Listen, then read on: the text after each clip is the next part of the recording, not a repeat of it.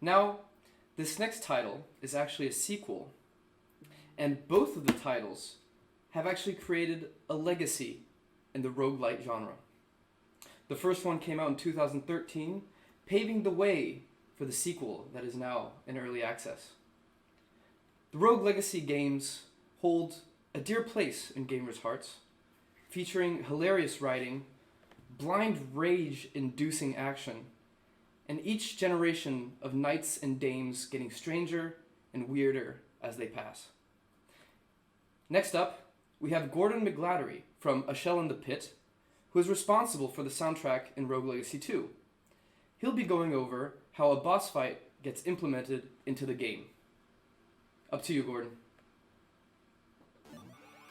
Hello, everybody. Thank you for checking out my video. My name is Gordon McGladdery. I'm the studio director at A Shell in the Pit. We are a primarily game audio studio. We also do trailers. We also have a couple other things in the works. We're based out of Vancouver. It's hot. It's hot, hot, hot in my studio. And today I'm going to be going over an implementation of boss track for Rogue Legacy 2. One of the ones I'm more proud of. I'm the composer on this. Yeah, so we're going to be talking about FMOD. This is a very common implementation tool. This talk will be aimed at people that probably have some familiarity with FMOD. I've got a couple of tricks in here that some people might not be familiar with that I've found very helpful. And I will disclaim it with that I'm not the best FMOD user in the world by any stretch. I actually don't even get to use it that much anymore because running a studio of 10 people, I am finding myself middle managing a lot more than actually being hands-on with the tunes these days. But nonetheless, I'm very proud of this implementation. I think it works very well. I think I discovered a few things that other people may not have discovered yet. So I'm excited to share. So before I get into it, I think we'll just take a listen. The song is unmastered. There's a reason for that. I don't like to master my assets until everything's done, time allowing. It just makes the mastering process easier to have all the assets in one session and to just like bang through it in a week. Whereas over the course of a development that might take like 2 to 5 years, you're learning stuff, your mastering technique is changing. Therefore, it can make it very hard to maintain consistency, and it'll often involve a lot of rework because you'll master 3 tracks and then 6 months will pass and you'll have learned some stuff and then you'll go back to check out those 3 tracks and you no longer like your mastering job, and you have to do it again. Whereas leaving it all to the end, you're working with a single set of tools, a single skill set, and you're able to just bang through all your mastering at once. So that's my first tip before we even do anything is to, if you can, master at the end and just replace all the assets in the game and do a quick remix of all the music. So what we'll do right now is we're just going to play through the song. The idea here is that we can listen to it and it'll sound like a linear track. This will sound kind of similar to what it'll sound like on the album, because the album can't do a lot of jumping around and freaky stuff. So what I usually do when I'm writing the music is I write a cool linear song, like a song that sounds cool to play from front to back, and then I figure out how it needs to work dynamically in the game engine or in the middleware afterwards, and break it out into different parts and make adjustments and split out the layers and stuff. So yeah, without much ado, I'm just going to play it through. I will explain how it works after the playthrough.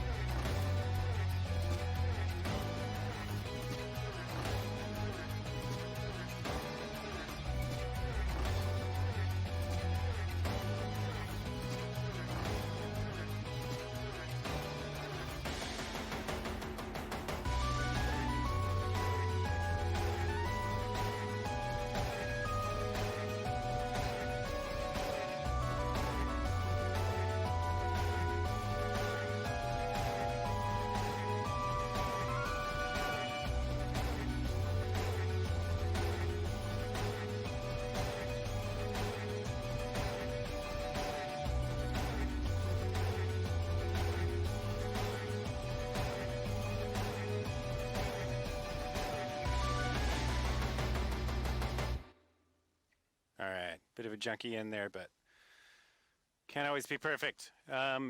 Okay, so let's take a look what's going on here. So I think the first thing I want to explain is how my audio files are housed, because this is my most important trick. I think this is my most useful trick that is my own discovery that has helped me out a lot, both on the implementation side and on the rendering side when it comes to bouncing stuff out of the DAW. So I work with Ableton, and Ableton has some issues when it comes to bouncing loops. If it's a loop with a lot of percussion, it tends to do it very well. But if it's a more just harmonic only loop, like if it's a synth drone, it is really bad for adding ticks. It's not very good at outputting perfect loops.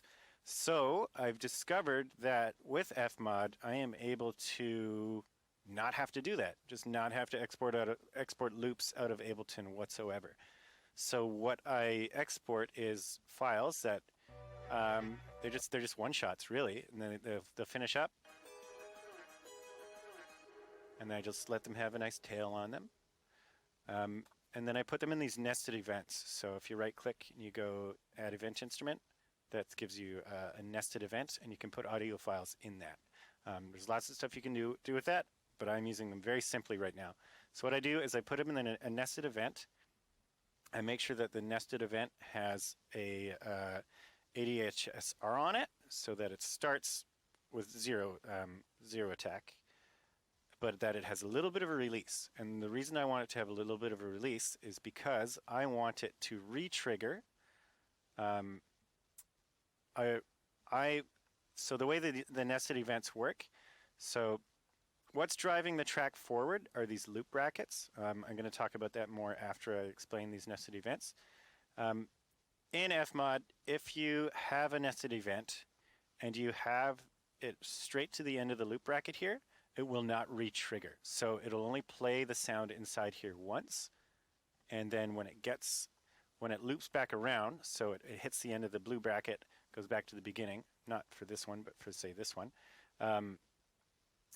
it will not play the sound again. Whereas if you make it a tiny bit short here, it'll loop back around and it'll start it over again.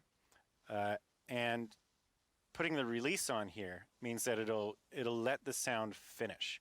So it'll let a bit of this tail play after the last beat. So the last beat, where that blue bracket hits, is probably right here, right there. So the blue loop bracket is landing right here on bar 33, and it's going to play right now 1 second of this. It's going to fade out. It's going to fade out down here. So that allows it to sound like a perfect loop. So it is looping perfectly. There's no risk of ticks or clicks whatsoever. And I never have to bounce a loop out of Ableton again. So I'm very excited about that little discovery. It's been super handy. I think it's possible that you don't even need to use I think you may not even need to use those nested events, but that's just how I've been doing it. So I think you could actually use the files, and that would actually make testing easier. I just have to try it out. I haven't had to do another song that requires this in a while. So I think the next song I'll do, I'm going to try it out, because you can add an ADHSR just right onto the file on the track.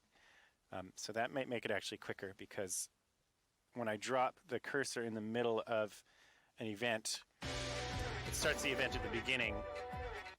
And that means if I want to listen to an event, I have to start it, I have to listen to it all the way through. Where if it's just the file, I can drop it in the middle of the file and play from that point on. Anyways, getting into the weeds a bit already. So the first things I want to point out are what exists here. So we've got our main track. So this is the bed. There's quite a lot of content in the main part, because I don't really have rules as to what I include in there.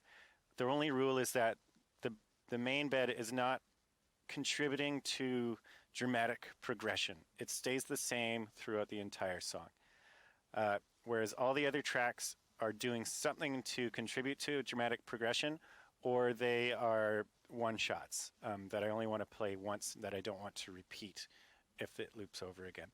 So we've got our main track, which sounds like this. And then I've got all my percussion broken out, and the reason the percussion is broken out is very important.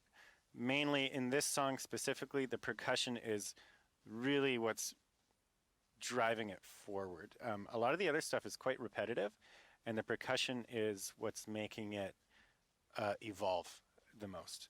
And percussion is very powerful at doing that. And then I've got some rhythm guitar stuff, which it changes up quite a bit throughout the track as well.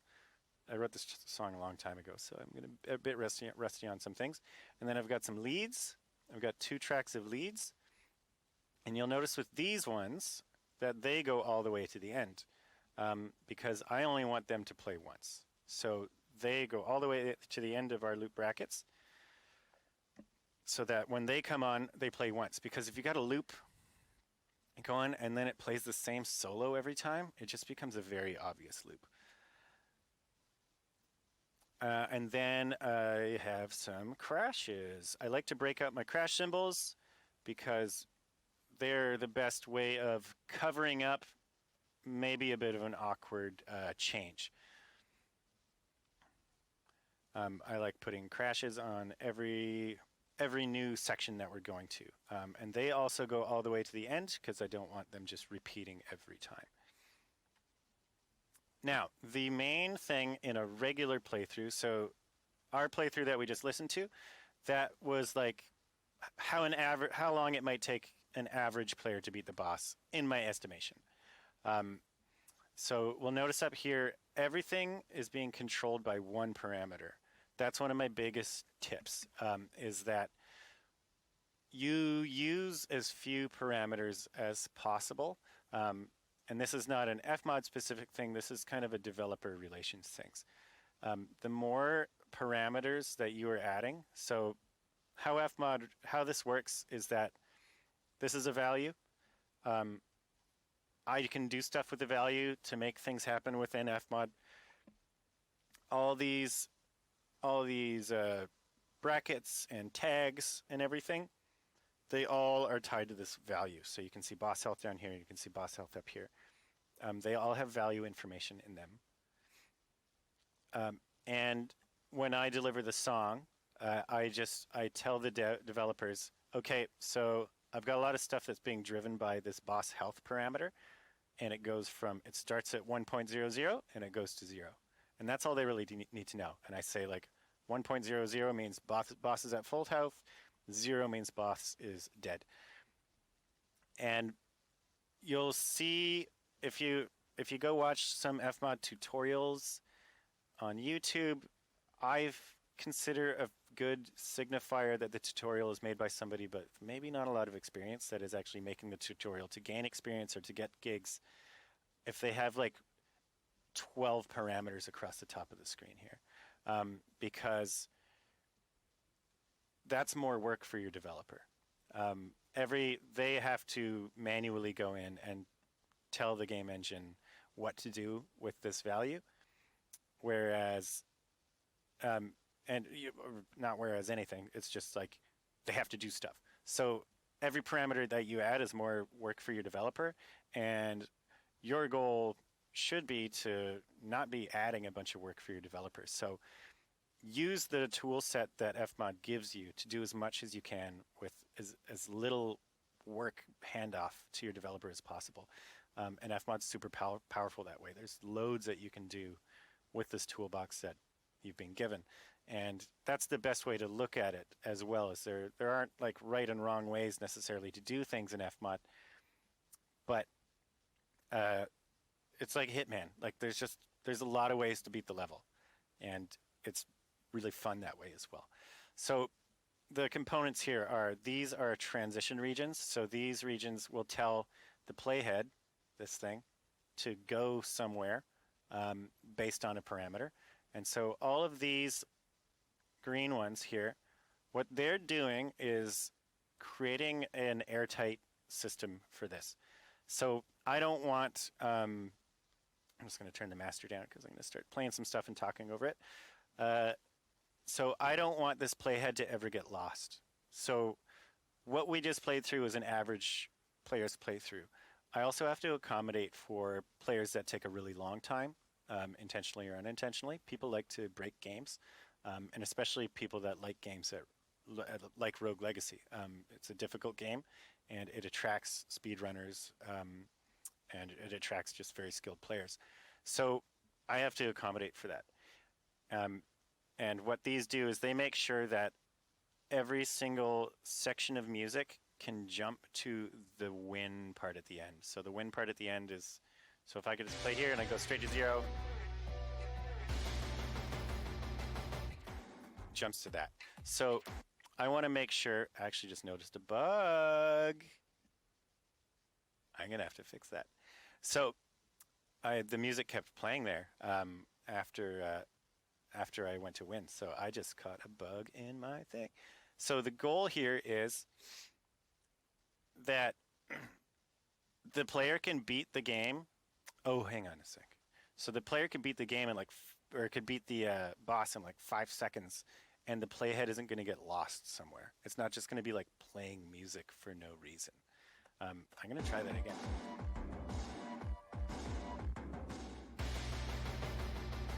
Okay, didn't break that time. We'll go to 100%.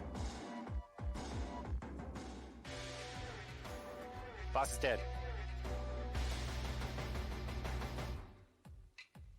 Who's still playing? So this one's still playing for some reason. So I gotta go figure that out.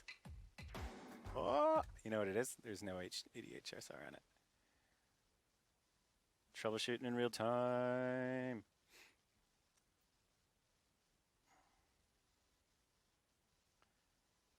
Okay, I'm not going to test it right now.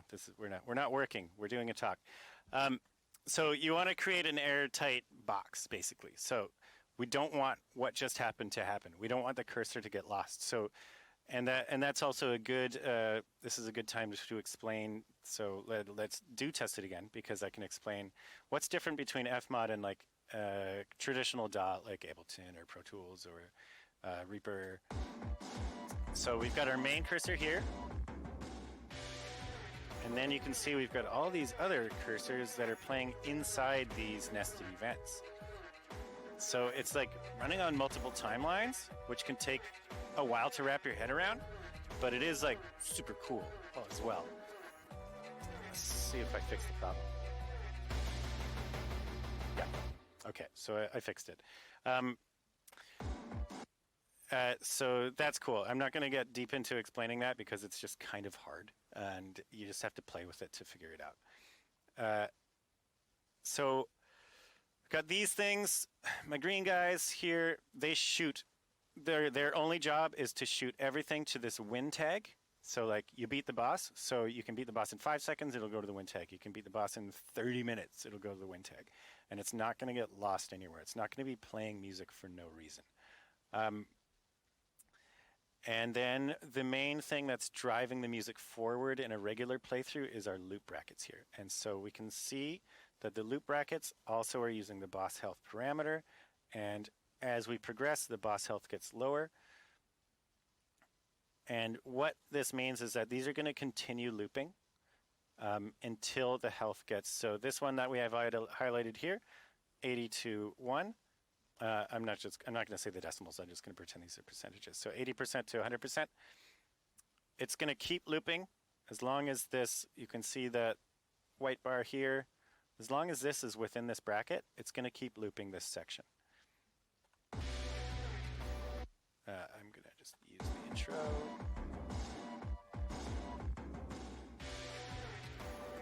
So as long as it's in here, it's going to keep looping. And as soon as it's less than 80, it's going to jump over to the next section. So basically it means that this loop bracket is deactivated as soon as it's below 80. This loop is deactivated. And what else we have going on is some automation on these guitars. I'll explain that after.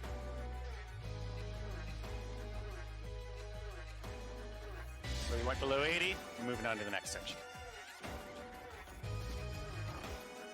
And that other thing that we heard there, very simple part of it, of FMOD, is you can control volumes with the parameters as well. So all I have here is just a linear fade from the full volume of the guitars, starting at 0. So the guitars are silent when we start, when the boss is at 100% health. And then as the boss loses health, this is the volume of the guitars coming up.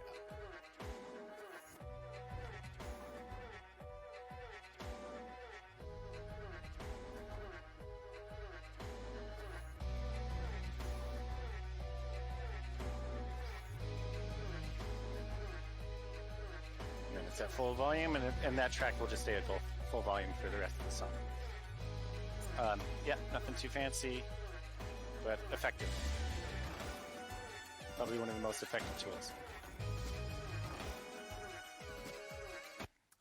Okay, we're actually getting pretty close to the end here. So I did want to talk about how one of the weird things I have going on here is I've got this bass track, and you'll notice that this nested event is twice as long as these ones, and it's actually twice as long as these loop regions. And I think this is like one of my better things I've done, as far as making it not just feel like a bunch of loops that are skipping between each other. So this is, yeah, exactly double the length, and that means that we're playing through. This will play, and this long one's going to play all the way through, and this long one has like different stuff going on the second half, whereas these two are just going to loop. So it makes it sound like everything is this long. I didn't have it set to, didn't have a loop in there. And it's just a nice little touch to make things sound a little more natural. I found it super effective. So we can kind of hear, we'll see if it's noticeable, but. So these two are gonna loop as soon as they hit the end. Or soon-ish, they've got a fade on them. And this one's gonna keep playing through. So it's actually, might actually be 4 times as long. So in here, this is where our like plucky instruments are that have a real name and a system coming to me right now. So there's a lot of evolution happening in these bass layers, whereas these loops are a lot more static. But these loops bring in a lot more of the evolution. So like these loops are changing the energy. So the individual loops themselves are static, but between them, they change a lot. So we'll hear a pretty big difference here. So we're getting just a lot more juice out of this second loop. And so so the percussion and these guitars are really driving a lot of it.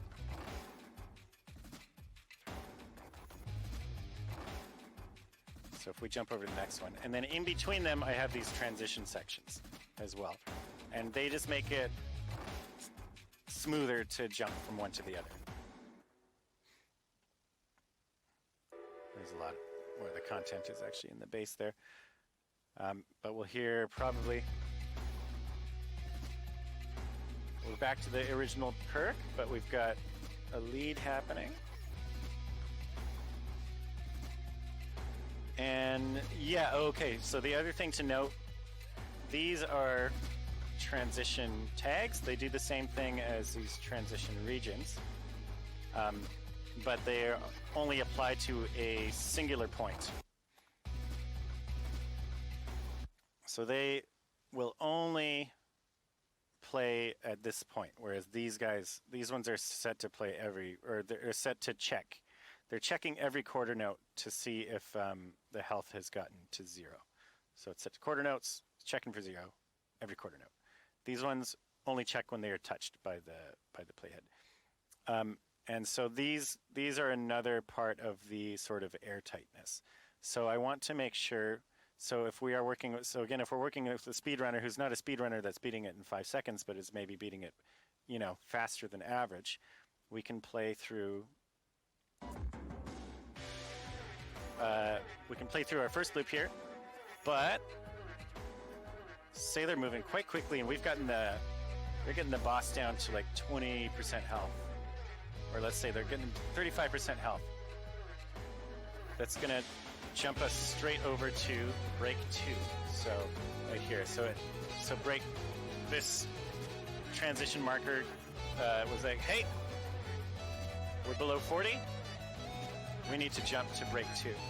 So we were able to skip section B entirely, and it still sounds like a song.